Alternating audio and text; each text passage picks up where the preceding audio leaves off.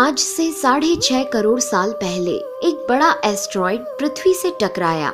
धूल के बादल ने सूरज को ढक लिया, तापमान गिर गया, पृथ्वी पर रहने वाला 25 किलो से ज्यादा वजन का हर जीव खत्म हो गया। डायनासोर्स का काल खत्म हो गया। डायनासोर्स का अंत एक नई प्रजाति के लिए सुनहरा अवसर लेकर आया। ये प्रजाति थी मैमल्स की। मैमल्स यानी स्तनधारी जीव। इन्होंने खुद को इस महाविनाश से बचा लिया था। अत्यंत गर्मी से बचने के लिए ये जमीन के अंदर रहने लगे थे और जिंदा रहने के लिए इन्होंने सब कुछ खाना शुरू कर दिया। इतने बड़े महाप्रलय के गुजरने के बाद धरती फिर से सामान्य हो गई थी। सतह पर फिर से नए पेड़ पौधे उगने लगे थे और धरती पर जो 5% जीव बच गए थे उनमें एडाप्टिव रेडिएशन की प्रक्रिया से बहुत सारी नई प्रजातियां जन्म लेने लगी। इयोसीन इपोक में 5.5 करोड़ साल पहले बंदर जैसी प्रजातियां आई। इनकी आंखें सर में आगे की तरफ थी। इसी काल में प्राइमेट्स के सर के अंदर एक महत्वपूर्ण एवोल्यूशन हुआ। इनकी स्पाइनल कॉर्ड को मस्तिष्क से जोड़ने वाला छेद, जिसे फोरमेन मैग्नम कहते हैं, वह स्कल के पिछले हिस्से के बेस से सेंटर की तरफ शिफ्ट होने लगा।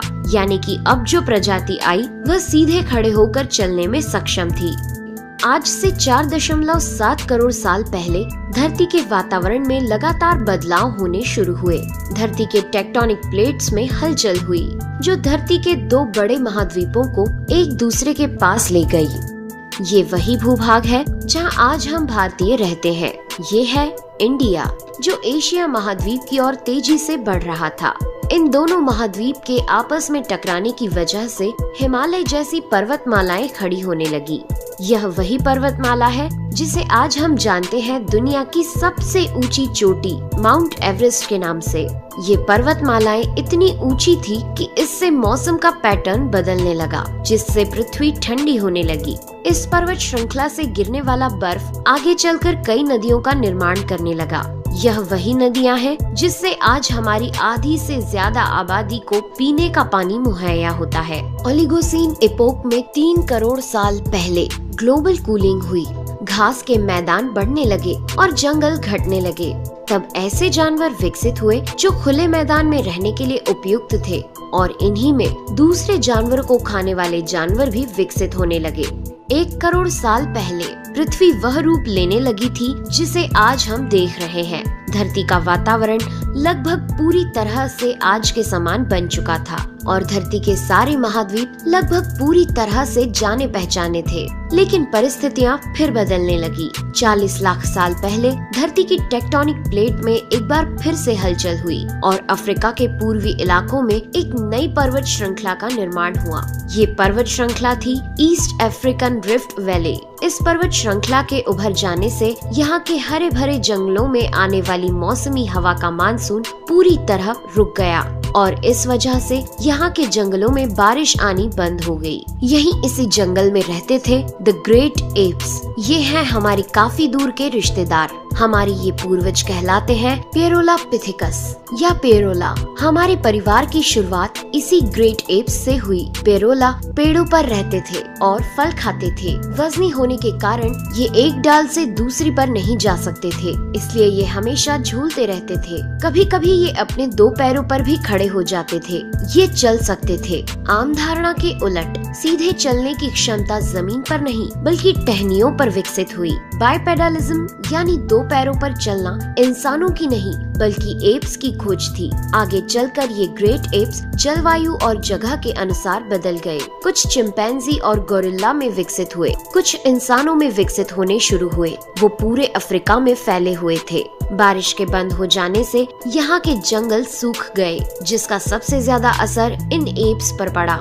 जंगल सूख जाने से इन एप्स के लिए खाने की समस्या उत्पन्न हो गई और इसीलिए अब ये पेड़ों से उतरकर खाने की तलाश में जमीन पर अपने कदम रखने लगे। ये हैं एडिपिथिकस रेमिडस। ये हैं हमारे पूर्वज जिन्होंने जमीन पर मानव इतिहास का पहला कदम रखा और आज इन्हीं के कारण हमने चांद पर अपना पहला कदम रखा। इनका दिमाग एक संतरे जितना बड़ा था और इनकी लंबाई 4 फीट तक थी। ये हमारे वंश के सबसे पहले सीधे चलने वाले जीव थे। कई हजार सालों के विकास क्रम के बाद ये 2 पैरों पर चलने लगे। इससे ऊर्जा कम खर्च होती थी और ये चलते चलते भी खा सकते थे। 2 पैरों पर चलने से अब ये सीधे खड़े होकर दूर दूर तक नजर रख सकते थे। समय के साथ साथ विकास की प्रक्रिया चलती रही और हमारे पूर्वज धीरे धीरे विकसित होने लगे। 23 लाख साल पहले हमारे पूर्वजों का दिमाग काफी बड़ा हो गया था। ये थे होमो हेबिलियस। इन्होंने पहली बार पत्थर को हथियार की तरह इस्तेमाल करना शुरू किया। जैसे ही इस मामूली से पत्थर पर धारदार किनारा बना, हमारे पूर्वजों के पास एक हथौड़ा आ गया। हमें काटने का हथियार मिल गया, जिससे वह हजारों ऐसे काम कर सकता था जो वह पहले नहीं कर पाता था। पत्थर के इस्तेमाल ने अंगूठे और उंगलियों को मजबूती दी, जिससे हम और अधिक कुशल तरीके से इनका इस्तेमाल करने में सक्षम हो गए। समय बीतने के साथ ही हमारे पूर्वज अब समूह में अन्य जानवरों का शिकार करने लगे थे। ये थे होमो इरेक्टस, जो अन्य जानवरों से ज्यादा होशियार थे। इन्होंने ही सबसे पहले आग का इस्तेमाल करना सीखा। आग की खोज हमारे पूर्वजों के लिए सबसे बड़ी खोज थी। ये उन्हें गर्मी, रोशनी, अंधेरों और जंगली जानवरों से सुरक्षा देती थी और इसी वजह से अब परिवार भी बनने लगे। इन्होंने आग पर मांस को पकाना सीख लिया था। आग पर खाना पकाने का मतलब था कि मांस को चबाने और पचाने में ऊर्जा का कम खर्च होना और इसी वजह से ये ऊर्जा अब इनके दिमाग में खर्च होने लगी और इन्हें कैलोरी और ज्यादा ताकत मिलने लगी, जिससे हमारे पूर्वजों का दिमाग काफी बड़ा हो गया। 2 लाख साल पहले आज के इंसान ने अपना रूप ले लिया था। लैरिंग्स यानी आवाज की जो नली हमारे पूर्वजों में गले के ऊपर थी, वो नीचे आ गई थी। अब हम ज्यादा जटिल आवाजें निकाल सकते थे। हमने बोलना शुरू कर दिया था। पहली बार कोई जानकारी एक से दूसरे इंसान तक या एक से दूसरी पीढ़ी तक पहुंचने लगी थी। यही वो आखिरी विकास क्रम था जिसके बाद विकसित होकर हम बने। हम यानी होमो सेपियंस। 1 लाख साल पहले इंसान कहीं भी जा सकता था। हमारे पास फुर्तीले हाथ और प्राचीन हथियार थे। हम बात कर सकते थे, आग को काबू में रख सकते थे। अब हम अपने अफ्रीकन घर को और बड़ा कर सकते थे। महाद्वीप यानी कॉन्टिनेंट खिसके तो अफ्रीका और यूरेशिया जुड़ गए और उससे बनी एक बहुत बड़ी जमीन जिसका नाम था एफ्रो यूरेशिया। इंसानों के दूर दूर जाने से बहुत बड़ा बदलाव आया। अब हम एक महाद्वीप से दूसरे महाद्वीप में रहने लगे। इसकी वजह से हम उन चीजों से बचे हुए थे जिसकी वजह से वानरों के मुकाबले दूसरे बड़े स्तनधारी हमेशा के लिए खत्म हो गए। करीब 50,000 साल पहले आइस एज शुरू हो गया और नॉर्थ पोल से आगे बढ़ने लगा। उसी वक्त इंसान चाइना और ऑस्ट्रेलिया तक पहुंच गया था। 30,000 साल पहले इंसान पहली बार यूरोप पहुंच गए। जब बर्फ अपने चरम पर थी तब इंसान अपनी खोज में नॉर्थ ईस्ट साइबेरिया के बर्फीली टंडा तक पहुंच गया। आइस एज के इतने कठिन दौर में भी इंसान हर उस हुनर का विकास कर रहा था जिससे कि वो सच्चे मायनों में इंसान बन सके।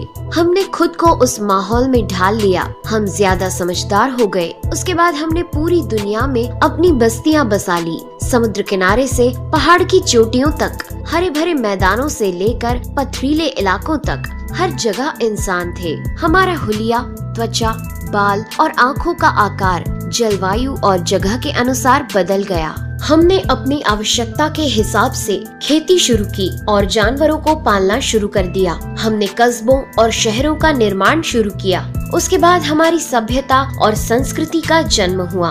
हमने विज्ञान और गणित का इस्तेमाल शुरू किया जिससे हमें भविष्य में जाने के लिए ऊर्जा और तकनीक मिली। ये है हमारा समय। अब हम पूरी तरह विकसित हैं। हमारे जैसा इस धरती पर अब कोई जीव नहीं। आज हम जानते हैं कि हम कौन हैं, कहां से आए हैं, लेकिन ये तो बस शुरुआत है। अभी हमारा सफर खत्म नहीं हुआ है। हमें अभी और आगे जाना है। आने वाली चुनौतियों का सामना करना है। और खुद को और विकसित और आधुनिक बनाना है। दोस्तों, आज के एपिसोड में बस इतना ही। वीडियो अच्छा लगा हो तो प्लीज लाइक करें और चैनल को सब्सक्राइब कर हमारा सपोर्ट जरूर करें।